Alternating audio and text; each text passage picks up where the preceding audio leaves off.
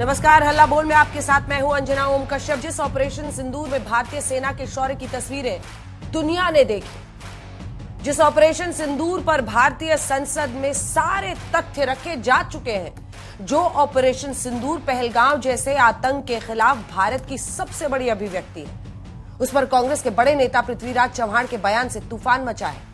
महाराष्ट्र के मुख्यमंत्री और पीएमओ में राज्य मंत्री का ओहदा रख चुके पृथ्वीराज चव्हाण की माने तो ऑपरेशन सिंदूर के पहले दिन भारतीय सेना हारी थी।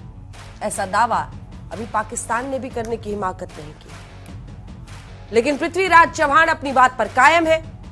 उधर पृथ्वीराज चव्हाण के बयान पर बीजेपी के हमले के बाद पूर्व केंद्रीय मंत्री और कांग्रेस सांसद रेणुका चौधरी ने भी कह दिया कि भारत की हार हुई या जीत हमें कोई तथ्य नहीं पता। कांग्रेस पार्टी आधिकारिक रूप से इस पर बात करने को तैयार नहीं है। सवाल यह है कि क्या ऐसे बयान पाकिस्तान के प्रोपेगेंडा मशीनरी को भारत के खिलाफ मौका नहीं देते? विपक्ष का अधिकार है कि वो ये सवाल पूछे कि ऑपरेशन सिंदूर के सीज फायर का ऐलान किन परिस्थितियों में हुआ, अमेरिकी राष्ट्रपति डोनाल्ड ट्रंप ने पहले सीज फायर का ऐलान क्यों किया, लेकिन क्या इससे ऑपरेशन सिंदूर में भारतीय सेनाओं की सफलता को छोटा करके आंका जा सकता है? क्या ऑपरेशन सिंदूर पर जीत कांग्रेस को पच नहीं रही है? हल्ला बोल में पहले ये रिपोर्ट देखिए, फिर चर्चा की शुरुआत करेंगे।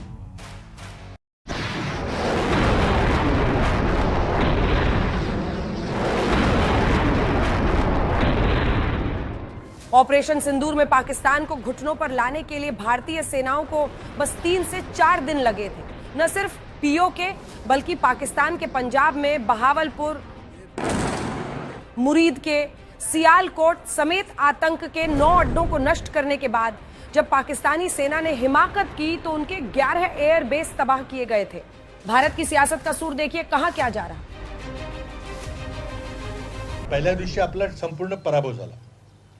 7 तारखेला जे हवाई युद्ध अर्ध्या तासात झालं त्यामध्ये आपला टोटल पराभव झाला, हे कोणी मान्य करो अगर न करो। आणि त्यामुळे त्या दिवशी भारताची जी विमानं पडली त्या दिवशी सगळा भारताचा एअरफोर्स हा ग्राउंड झाला, त्यानंतर एकही विमान उडलं नाही। पण कुठेही विमान उडलं की पाकिस्तानचं तुमचं विमान ग्वाल्हेर असेल किंवा भटिंडा असेल किंवा सिरसा असेल तिथं वाढायची शक्यता असल्यामुळं आपलं कंप्लीट एअरफोर्स ग्राउंड झालं। ये बात कहने के पहले पृथ्वीराज चव्हाण ने भारतीय सेना में सैनिकों की बड़ी तादाद पर सवाल भी उठाया। तुमच्याकडे 12 लाख सैन्य आहे का 25 लाख सैन्य आहे का 1 कोटी सैन्य, याला काय अर्थ राहिला नाही, कारण युद्धच होणार नाही, कोणी करू नाही देणार नाही तुम्हाला। ते आता आपण ऑपरेशन सिंदूरमध्ये पाहिलं की मिलिटरीची 1 किलोमीटर सुद्धा कुठं हालचाल झाली नाही। ते 2-3 दिवस झालं ते फक्त हवाई युद्ध झालं, मिसाईल युद्ध झालं, आता पुढची युद्ध तशीच होणार आहेत। मग आपल्याला 12 लाख आर्मी ठेवायची काय गरज आहे का? त्यांच्याकडे दुसरं काहीतरी काम करून घेऊ आपण। ऑपरेशन सिंदूर में अचानक सीज फायर पर विपक्ष के सवाल पहले से रहे हैं और पृथ्वीराज चव्हाण के बयान पर उठे तूफान पर भी विपक्ष का यही सबसे बड़ा बचाव है। ऑपरेशन सिंदूर जिस तरह से शुरू किया और जिस तरह से रोका गया वो एक रहस्य है।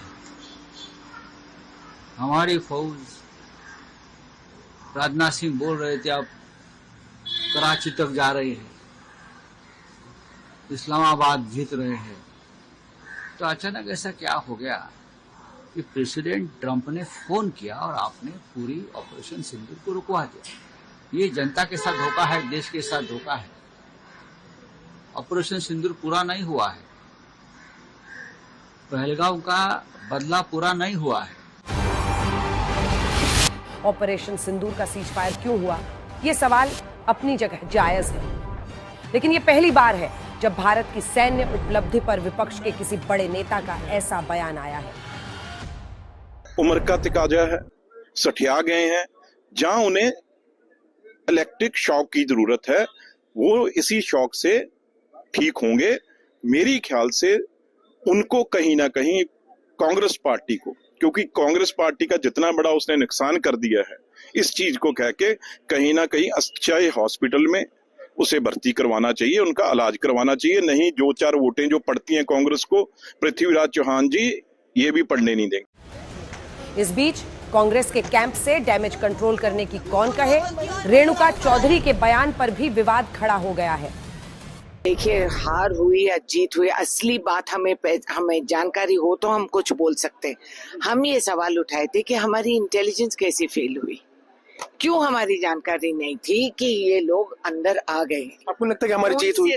हमारी जीत या हार, मैं चाहती हूँ कि हमारी जीत हुई, क्योंकि मेरी देश की इज्जत की बात है। क्या चाहते हैं हुई कि नहीं? आपको जीते कि नहीं? जब असलियत मालूम होगा जब ही हम बोल सकते हैं कि इसकी फैक्ट क्या है। अभी तक हमें पता ही नहीं, उसके बारे में जिक्र नहीं करेंगे, वंदे मातरम बोलेंगे हम। ऑपरेशन सिंदूर पर देश की संसद में प्रधानमंत्री से लेकर रक्षा मंत्री तक जवाब दे चुके हैं। जरा देखिए ऑपरेशन सिंदूर के सीज फायर पर सियासत बढ़ते बढ़ते कहां तक पहुंच गई। और तो और पृथ्वीराज चव्हाण अपने बयान से डिगने को तैयार नहीं। सर, बीजेपी ने आपने जो बयान दिया उसको बीजेपी कह रही है कि ये पाकिस्तान की भाषा बोल रहे हैं और सेना का अपमान है। आप कुछ क्लैरिफिकेशन देना चाहेंगे कि आप? मैं बाद में आराम से बात करूंगा, अभी आराम से बात करेंगे। सर, आपको ये जो बयान है उस पर आप माफी मांग रहे हैं? बिल्कुल सवाल नहीं उठता, बिल्कुल सवाल नहीं उठता। हाँ जी सर, सवाल नहीं उठता। मेरा राइट है, constitution gives me right to ask question. भारतीय सेना ने देश का मान सदा ऊंचा रखा है, लेकिन राजनीति का दुर्भाग्य देखिए कि ऑपरेशन सिंदूर पर यह नया विवाद 16 दिसंबर को उस दिन शुरू हुआ है जिस दिन 1971 में पाकिस्तान के 93,000 सैनिकों ने भारत के सामने आत्मसमर्पण किया था। ब्यूरो रिपोर्ट आज तक।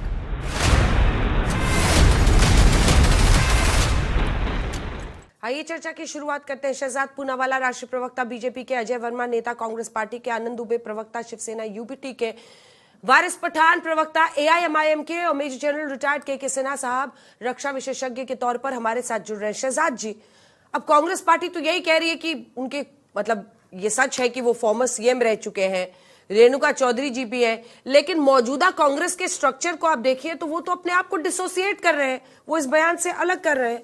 फिर आप लोग इसको इतना बड़ा मुद्दा क्यों बना रहे हैं?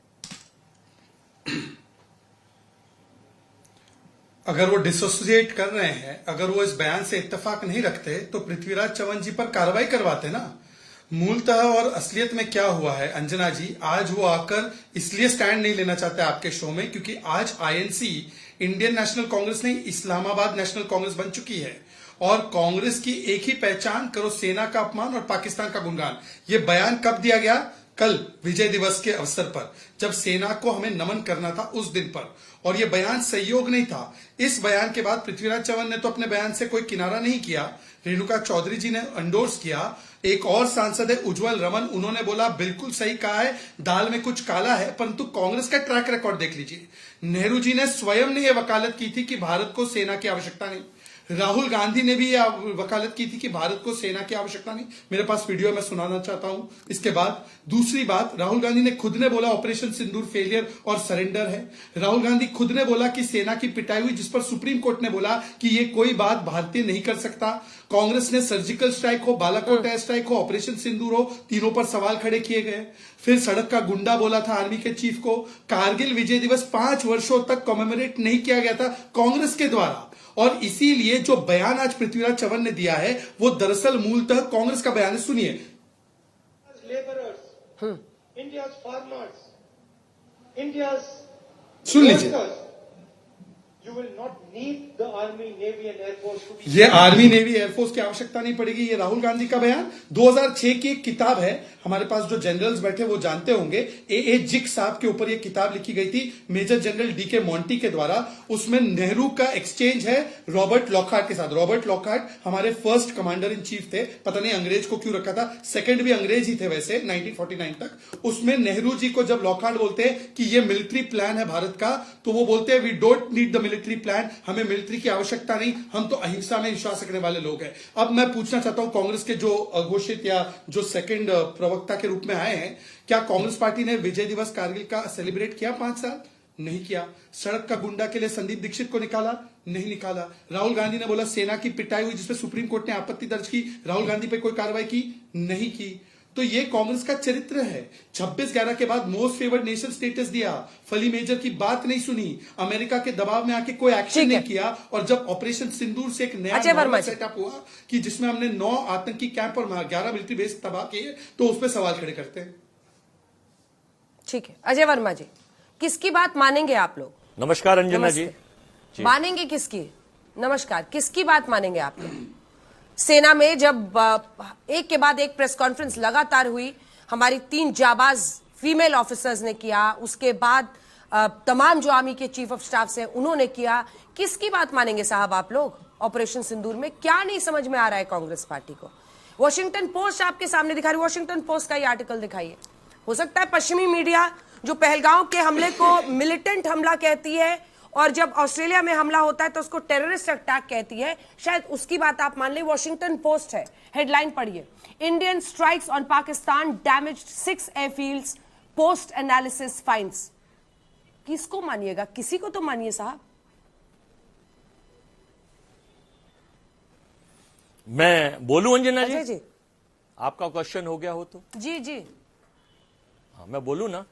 देखिए अभी भाजपा के ज्ञानवान प्रवक्ता पता नहीं कहां की स्टोरी सुना रहे थे।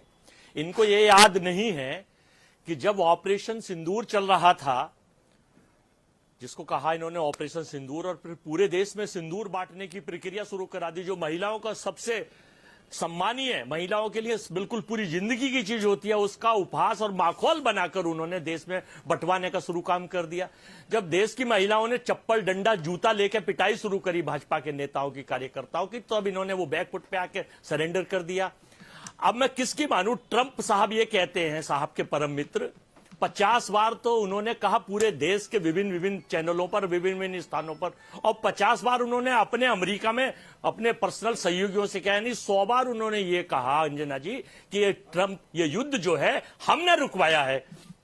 और तब तक भी इनके घोषित अघोषित राष्ट्रीय, अंतर्राष्ट्रीय, जल थल वायु तीनों तरह के प्रवक्ताओं ने तो, छोटे भैयों ने, बड़ भैयों ने बात करी, लेकिन देश के प्रधानमंत्री जो मित्र थे उन्होंने इस पर ना कोई बोला ना कुछ कहा। फिर पाकिस्तान के लिए एक बड़ी मैं बात ट्रंप ने कही, मैं इसे बड़ा निंदा करता हूं, शर्मनाक हूं। आपके चैनल पे भी मैंने कहा, ट्रंप साहब ने यह कहा कि पाकिस्तान और हिंदुस्तान दोनों शक्तिशाली देश हैं। हमने उसकी निंदा करी, विरोध करी कि नहीं, भारत शक्तिशाली देश है, पाकिस्तान आतंकिस्तान है, टेररिस्ट है, वहां आतंकों को पालता है, लेकिन निंदा किसी के मुंह से नहीं फूटी। फिर जब एक हमारी बेटी को इनके डिप्टी सीएम ने किस तरह का भाषा इस्तेमाल करी, पूरा देश जानता है, पूरे देश ने देखा कि फिर इनके एक एमपी ने कहा, अरे वो तो हमारी बेटियां, ये पूरी, मैं वो भाषा कहने लायक भी नहीं है, महिलाओं को असम्मान होता है, मैं बड़ा सम्मान करता हूं। और एक और चीज सुन लीजिए, कि सिंदूर की बात ना करें तो बहुत बेहतर है, क्योंकि जब बीच में ट्रंप, मैं फाइनल कर रहा हूं 10 सेकंड में, एक्चुअली में होता क्या है, सिंदूर के नाम पर जब शुरू करा, जब ट्रंप ने कहा तो ये छोड़ के भाग गया, क्योंकि इनको शुरू से सिंदूर छोड़ के भागने की आदत है, देश के मुखिया को, देश के प्रधानमंत्री को, इसलिए इन्हें सिंदूर में कोई विश्वास नहीं है। और अगर इनकी सत्यता के लिए कोई बात पृथ्वीराज चौबरान कह दे, अन्य देश कह दे, अब इन्हें वॉशिंगटन पोस्ट के ऊपर इन्हें विश्वास हो रहा है। सुन, अब आप भी नहीं समझ पा रहे हैं आप क्या बोल रहे हैं। मैं तो सिर्फ आपसे विनम्र निवेदन करूंगी कि आप अपने आप को भारत के एक नागरिक के तौर पर रखकर देखिए। यहां पर इंडिया पाकिस्तान के युद्ध की बात हो रही है, आपके एक नेता को आप डिफेंड कर रहे हैं जो ये कह रहे हैं कि हम नहीं जीते वो जीते, और आप देखिए कि आप कैसे जो निजी जिंदगी है प्रधानमंत्री की, उस पर टिप्पणी करने की कोशिश कर रहे हैं। मतलब इससे शर्मनाक क्या हो सकता है जनरल सिन्हा, इससे शर्मनाक क्या हो सकता है? मैं तो डायरेक्टली कह रही हूं कि आखिर तो चाहती क्या इस वक्त ये 2-3 नेता जो इनके ये बयान कर रहे हैं, ये क्या सेल्फ गोल नहीं है इनके लिए? मतलब इस तरह की बात करना तो बहुत ही निंदनीय है। और जय हिंद अंजना जी। ट्रंप पर विश्वास है, अपनी आर्मी पर नहीं है। सिंदूर पर क्वेश्चन उठाया है, हो गया, ठीक है साहब, नेताजी हो गया आपका, अजय जी सुन लिया। जय हिंद वर्मा। देखिए अंजना जी, यदि हमारे शौर्य, पराक्रम, बलिदान क्या सुने साहब, सुनते तो रहे, धर्म से डूब मरते हैं आप लोगों को सुनते हैं कि हमने क्या कर दिया इस धरती पे, जन्म में क्या हमारे लिए कलंक है क्या? आप क्या सुनाएंगे साहब? आप पाकिस्तान की भाषा सुनाएंगे या एडवर्सरीज की भाषा या चीन की भाषा सुनाएंगे साहब? सुने जरा, हमें तो बोलने का मौका नहीं मिलता, क्योंकि शायद हमारी आवाज कहीं जाती नहीं। अंजना जी, मैं आपको संबोधित करके बताता हूं, 96 आवर्स, मैं तो आप लोगों को मीडिया का वॉरियर कहता हूं।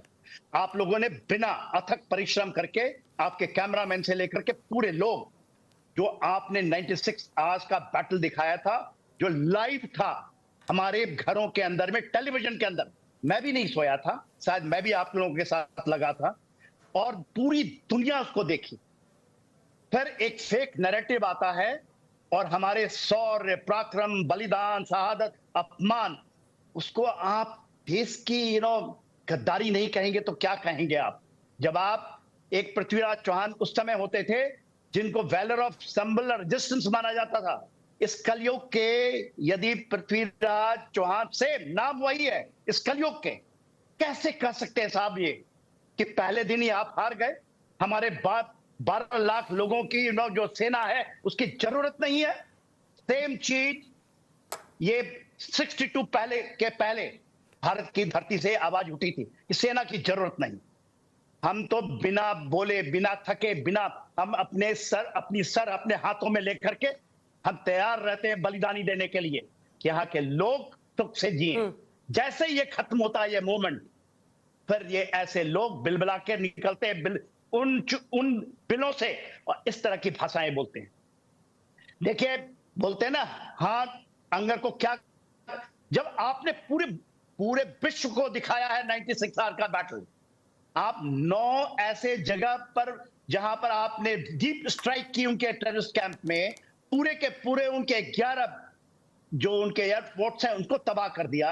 उसके बाद यदि कोई कहता है तो मैं कहता हूं आप चुल्लू भर पानी में डूब मरिए, आपको किसी की जरूरत नहीं है। अजय जी, रिस्पॉन्ड कीजिए। आप अंजना जी, मैंने लास्ट के 2 लाइनें सिन्हा साहब की सुनी है। सिन्हा साहब आर्मी के पराक्रमी आदमी है, बहुत बढ़िया आदमी है, लेकिन प्रॉब्लम यह होती है जब देश के आर्मी के लोग सरकार से सवाल ना पूछकर और जो सवाल सरकार से पूछ रहे उनकी मंशा पर क्वेश्चन उठाते हैं, तो मुझे ये ठीक नहीं लगता। फिर उनकी भी निष्ठा मुझे संदिग्ध लगती है। इन्होंने पूछा कभी कि आखिर में वो 4 खूंखार आतंकवादी 200 किलोमीटर बॉर्डर से, please please please please Sinha साहब, मैं आपके बीच में नहीं बोला था, आप सुन लीजिए। आप महामहिम है, आने वाले समय आपके बीच में नहीं बोला था, आप सुन लीजिए। हम बड़ा सम्मान करते हैं, लेकिन जो देश के साथ जो लोग भी गद्दारी करते हैं और सुरक्षा के साथ जो गद्दारी करते हैं, बच्चों के लिए मुंह दिखाने लायक नहीं रहेंगे। वो लोग उनसे देश पूरा अच्छी लगती है ना साहब, देश के इतिहास में उनका नाम लिखा जाएगा काले शब्दों में। आपने कभी मुंह दिखाने लायक नहीं बचेंगे आप। आपने कभी देश की सरकार से पूछा कि बेसरन घाटी में 4 खुकन का आतंकवादी 200 किलोमीटर एरिया से कहां से घुस गए, कैसे घुस गए, क्यों घुसियाए, 2 घंटे तक पुलिस क्यों नहीं आई, कैसे उन्होंने हमारे 27 भाई बहनों को गोली मार के हत्या कर दी, सुहाग उजाड़ दिए, बर्बाद कर दिया, किसी का बेटा चला गया, किसी की मां चली गई। तब कर्नल साहब आपके मुंह में दही जमी हुई थी। जनरल साहब, आपने पूछा नहीं सरकार से कि आतंकवादी कौन थे, कहां से आए, और 95 दिनों बाद हमारे लोग, हमारे जो गवर्नर थे सतपाल मलिक साहब आज बीच में नहीं है, वो सही कहते थे। 95 दिनों बाद जब सवाल दिल्ली में लोकसभा में उठा तो उन्होंने पूरा दिखा दिया क्या हुआ, उस पर भी क्वेश्चन मार्क। और आपने पूछा, आपने कर्नल साहब आपने पूछा, जनरल साहब आपने पूछा कि हरियाणा में इनकी, अब आप मेरे बीच में बोल रहे हैं, हरियाणा में इनकी सरकार, दिल्ली में इनकी सरकार, 8 इंजन की सरकार, और आतंकवादी कैसे 13 लहूलुहान हमारे देश का ये देश का वीर जवान, देश अरे के वर्मा जी, हमारे निवासी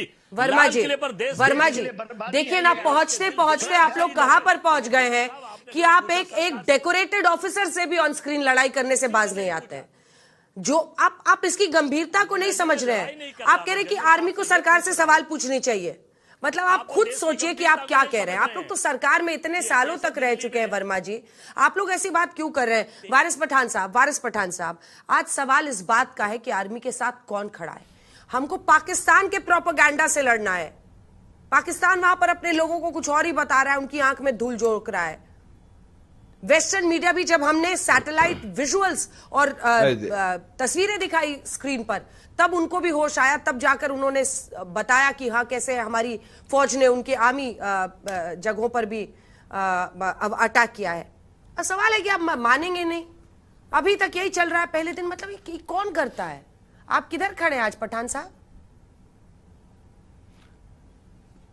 ने देखिए, हम तो हमारे भारत देश के आर्मी के साथ खड़े थे, खड़े हैं, खड़े रहेंगे। हमारी बहादुर आर्मी ने जिस क्षमता के साथ, जिस बहादुरी के साथ ऑपरेशन सिंदूर के अंदर, पाकिस्तान के अंदर घुसकर जो पाकिस्तान की कैंप्स थी, 9 कैंप्स को नेस्तो नाबूद कर दिया, आतंकवादियों को ढेर कर दिया, तो हम तो इन्हीं की बात मानेंगे ना, हम दूसरे की बात क्यों मानेंगे। और आप हम तमाम ने देखा कि किस तरह से ऑपरेशन सिंदूर के बाद में भारत देश ने एक डेलीगेशन को भी भेजा, जो इसने बाहर जाके विश्व में जाकर पाकिस्तान की पोल खोली। उस डेलीगेशन का हिस्सा हमारे पार्टी प्रेसिडेंट असद ओवैसी साहब भी थे। वहां जाकर भी सबने बताया कि पाकिस्तान किस तरह टेररिज्म को, टेररिस्ट एक्टिविटीज को बढ़ावा देता है, और भारत उसका भुगतान भुगत चुका है। हम यहाँ कर हमने 26/11 देख चुका है, हम पहलगाम देख चुके हैं, हम पुलवामा देखा।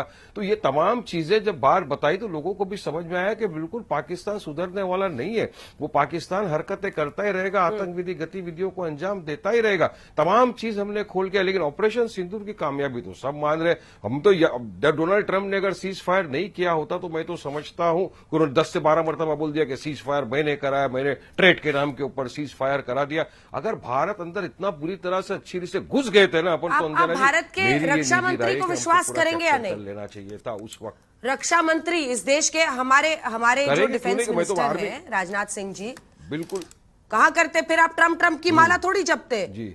मैं आपको बताती हूँ क्या उन्होंने जवाब दिया है। आपने सुना कि नहीं उन्होंने पार्लियामेंट में जो कहा था, या उस समय में बिजी थे वकालत में? जी नहीं, बिल्कुल सुने, सबकी बात सुने हमने। उस वक्त भी सबकी बात सुनी, इस वक्त भी सबकी बात सुने। चौकन्ना रहना पड़ता है, क्योंकि फिर आप लोग क्या बोला रक्षा मंत्री ने, क्या बोला था? रेडी रहना पड़ता है। रक्षा मंत्री ने क्या बोला दादा? एक सेकंड, रक्षा मंत्री ने क्या बोला? मैं तो मेरे देश के आर्मी के साथ खड़ा हूँ, और उस वक्त भी सुनिए अंजना जी, भारत देश के आर्मी के साथ हमने क्या कहा था?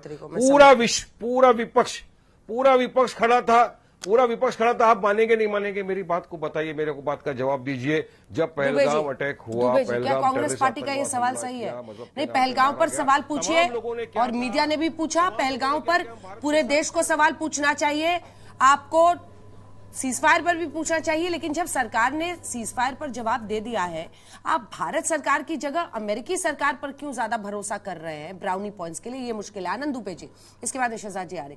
आनंद दुबे जी, कांग्रेस पार्टी के 2 दिग्गज, पृथ्वीराज चौहान तो कितने बड़े नेता है महाराष्ट्र के, अब रेणुका जी भी कह रही हैं कि पता नहीं जीते कि हारे। अंजना जी नमस्ते। आपके साथी हैं महाराष्ट्र में। अंजना जी नमस्ते।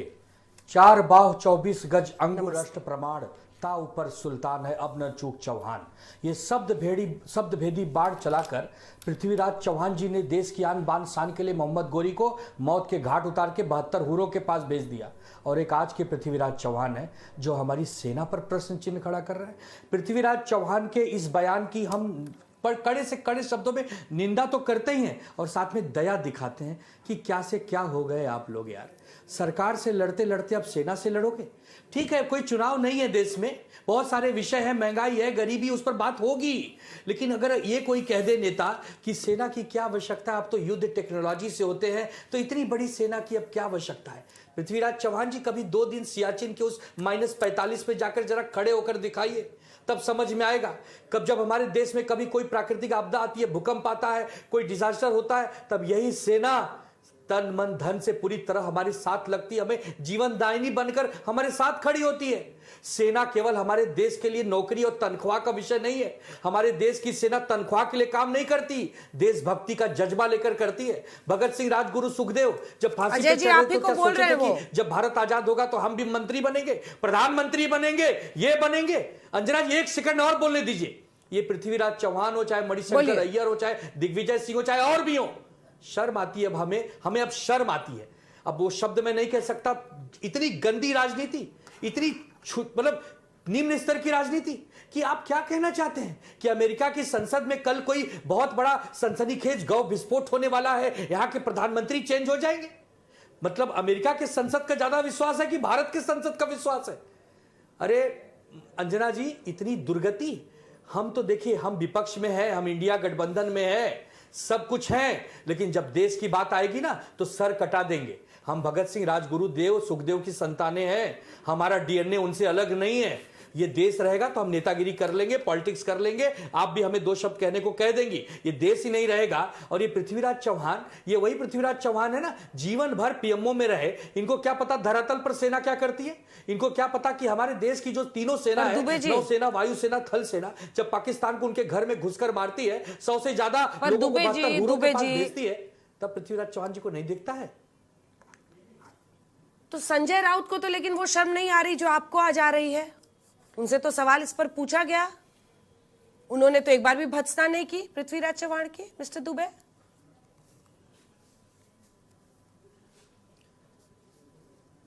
अंजना जी, मैं जिंदा हूं तो जिंदा लगूंगा।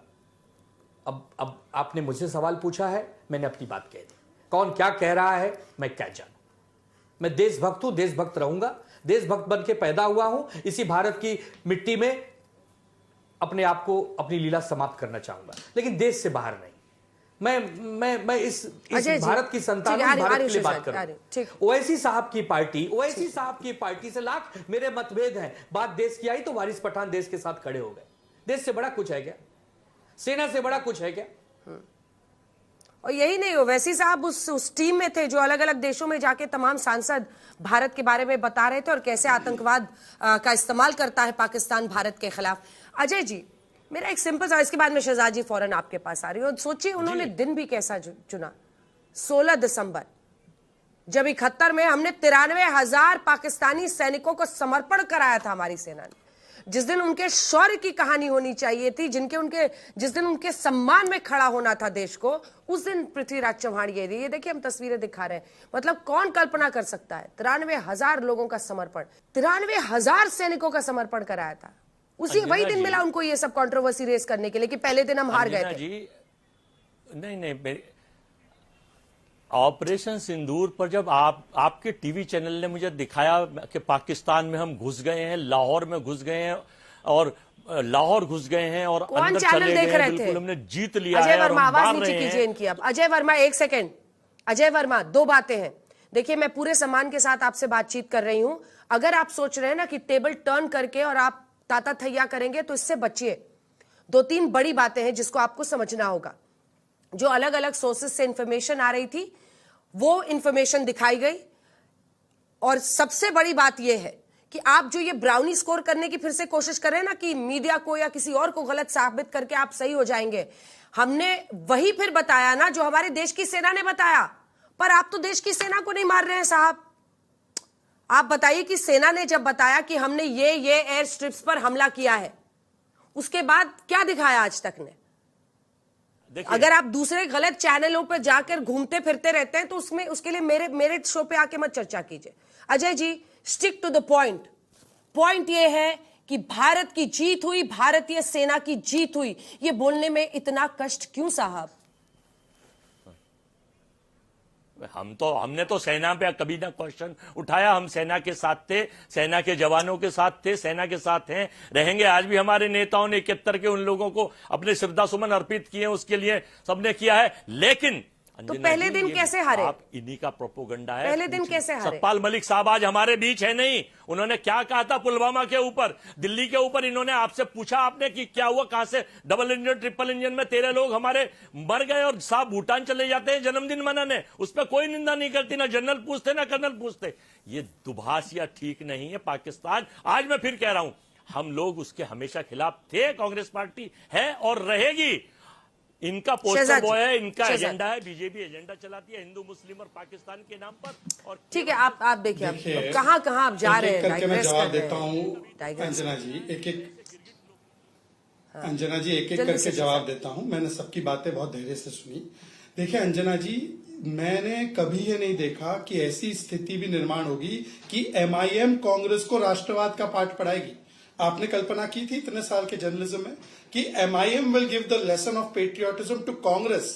ये भी आज हो चुका है, पर कांग्रेस सीखने को तैयार नहीं। दूसरी बात अंजना जी, मैं तो भारतीय मुसलमान हूं, पर सिंदूर जब हनुमान से जुड़ता है, भगवान हनुमान से, तो भक्ति का, और दुर्गा जी से जुड़ता है तो शक्ति का। पत्नी से जुड़ता है तो श्रृंगार का, और महिला हमारी सेना के साथ जुड़ता है, सैनिकों के साथ, तो ये शौर्य का एक प्रतीक बन जाता है। और यही दिखाया ऑपरेशन सिंदूर ने। यहां पर बैठे सेना के अधिकारियों से पूछिए कि सीमा पर नहीं, सीने पर चढ़कर पाकिस्तान के हमने घुस कर मारा है, और उसका वीडियो भी दिखाया है। पर ये बोलते कि ट्रंप ने सीज फायर करा। अरे ट्रंप हमें तेल खरीदने से नहीं रोक पाता। ट्रंप को तो इतनी रोकने की हिम्मत नहीं थी कि पुतिन आ गए भाई, आ गए ना पुतिन साहब। और अगर ट्रंप रोकवा देते तो ट्रेड डील मिल जाती ना भाई साहब। परंतु उनको ना डीजीएमओ पर भरोसा है, ना हमारे राजनाथ जी पर भरोसा है। तो कम से कम थरूर की बातों पर भरोसा करो, कम से कम आप सलमान खुर्शीद की बात पर भरोसा करो, मनीष तिवारी की बात पर भरोसा करो। और नहीं तो पाकिस्तान के इशक दर ने कहा कि यूएस से जब नहीं हो पाया तो सऊदी को फोन लगाया, और सऊदी को बोला कि इंटरवीन कीजिए। तो उन्होंने फोन करके बोला कि भारत ने स्पष्ट कहा है ये हमारे और पाकिस्तान के बीच का मामला है, नो थर्ड पार्टी अलाउड। ये इशक दर का बयान है। पर छोड़ देते, लास्ट पॉइंट पे आना चाहता हूं। सिंदूर का तब बदला नहीं लिया गया जब 26/11 हुआ और चिदम्बरम ने बताया कि अंतरराष्ट्रीय दबाव में हमने कोई कार्रवाई नहीं की, मोस्ट फेवर्ड नेशन स्टेटस दिया, फली मेजर बोलते रह गए, समझौता में पाकिस्तान को क्लीन चिट दिया, पुणे, मुंबई, हैदराबाद, जयपुर, कोयम्बटूर, चेन्नई, वाराणसी, ब्लास्ट पे ब्लास्ट होते गए, हजार लोग मारे गए, और इन्होंने पाकिस्तान को क्लीन चिट दिया। मुझे अजय वर्मा जी केवल एक उदाहरण बता दीजिए जहां पर आपने ऑपरेशन सिंदूर जैसा कोई ऑपरेशन किया हो। परंतु हाँ, आखिरी में बोलना चाहता हूं, देखिए मैं आनंद दुबे जी को शुभकामनाएं देना चाहता हूं। और दिल्ली ब्लास्ट तो बालासाहेब ठाकरे वाला नहीं, लेकिन इससे आपकी जवाबदेही शहजाद जी, इससे आपकी जवाबदेही दिल्ली और पहलगांव आतंकी हमले में नहीं हट जाएगी। ये जवाबदेही आप ही की रहेगी साहब। हाँ बिल्कुल, आपकी बात बिल्कुल सही है। मैं तो कहता हूं कि पहले इसको ब्लास्ट तो माने। आपको याद है ना क्या बयान आया चिदम्बरम जी का कि सर्कमस्टेंसेस की वजह से आतंकी बन जाते हैं। आपको याद है ना कि इमरान मसूद ने तो बोला भटके हुए युवा है। और आपको याद है ना मौलाना नदवी ने क्या बोला, समाजवादी पार्टी के सांसद, कि ये जिहाद है, जुल्म होगा तो जिहाद होगा। और आपको याद है अनुमा आचार्य ऑफिशियल कांग्रेस स्पोक्सपर्सन ने क्या बोला कि ये तो ब्लास्ट करवाया गया पोल्यूशन से ध्यान अटकाने के लिए। और कर्नाटका के सीएम ने बोला कि बिहार की सेकेंड फेज की पोलिंग से पहले ये भारत ने करवाया। भाई पहले इनको बोलो कि आतंकी हमला मानते तो है कि नहीं।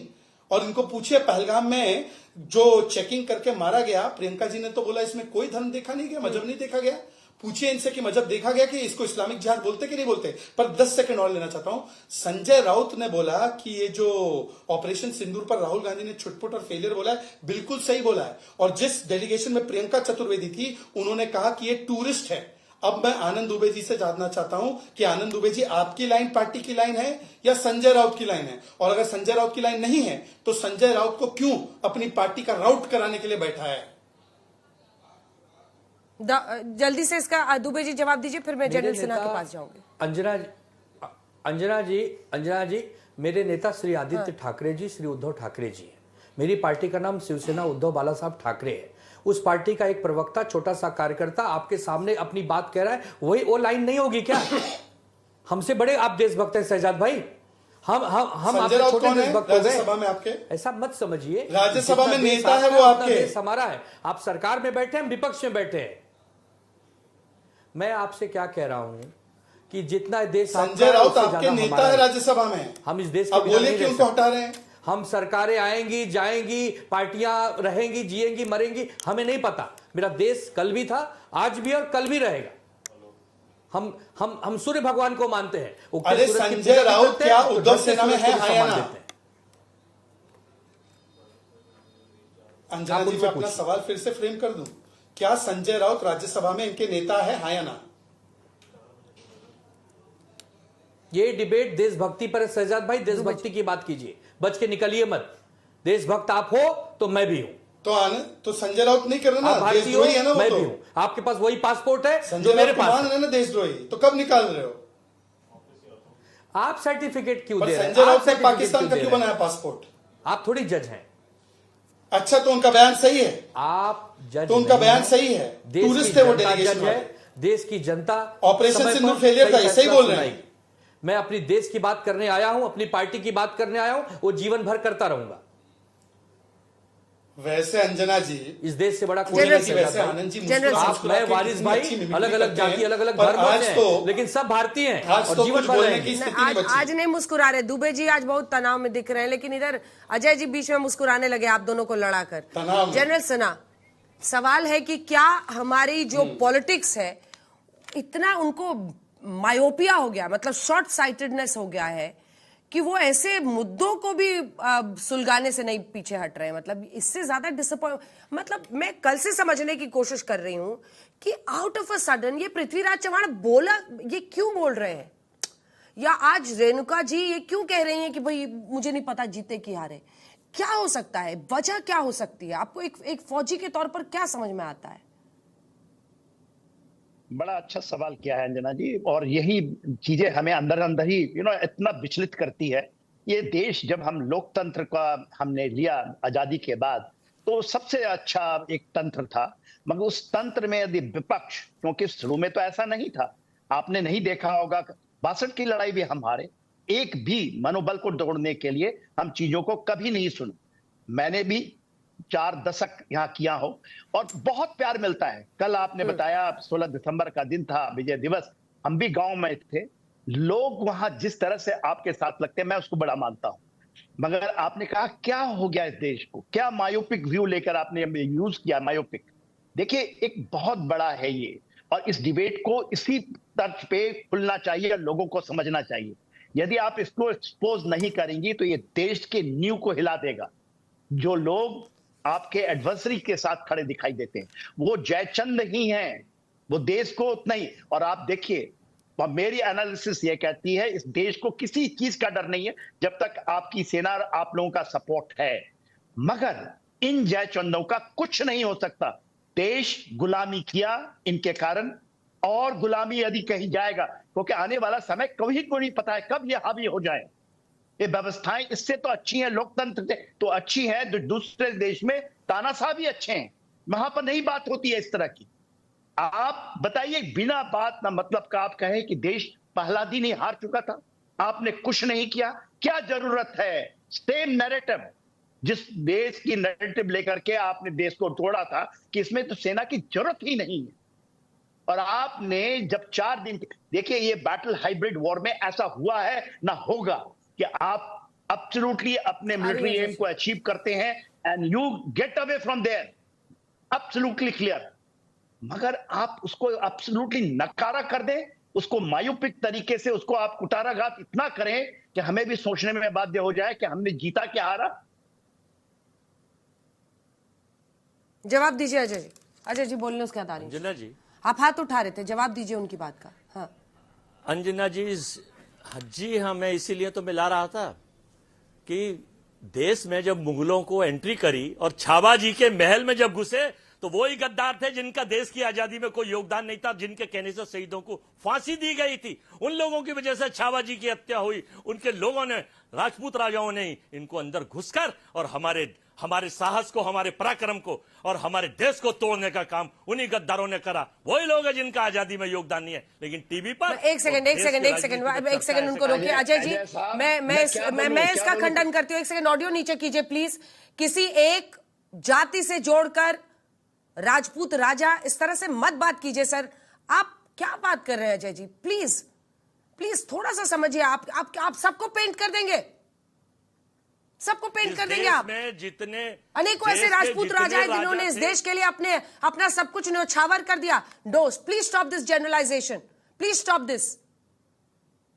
ये बीमार मानसिकता है कि एक पूरे आपने उसको एक इस तरह का। Please take back your statement sir. मैं तो आपकी चिंता करके बोल रही हूं, आपकी चिंता करके बोल रही हूं। प्लीज किसी भी धर्म या जाति से जुड़े लोगों की भावनाओं का अनादर मत कीजिए। अगर स्पेसिफिक नाम बोलना है स्पेसिफिक नाम बोलिए, जनरलाइज स्टेटमेंट मत दीजिए। अजय जी।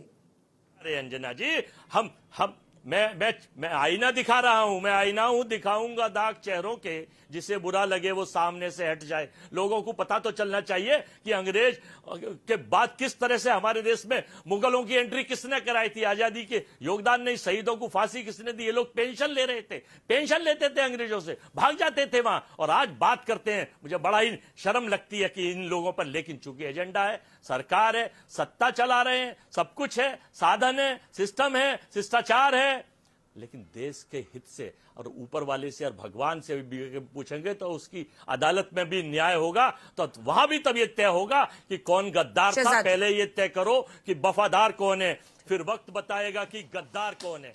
अंजना जी कुछ ऐतिहासिक तथ्यों पे बात कर देते हैं। अंजना जी कुछ ऐतिहासिक तथ्यों पे बात करते हैं। मैंने तो आपको बताया कि नेहरू जी सेना के विरोध में थे, सेना नहीं होनी चाहिए।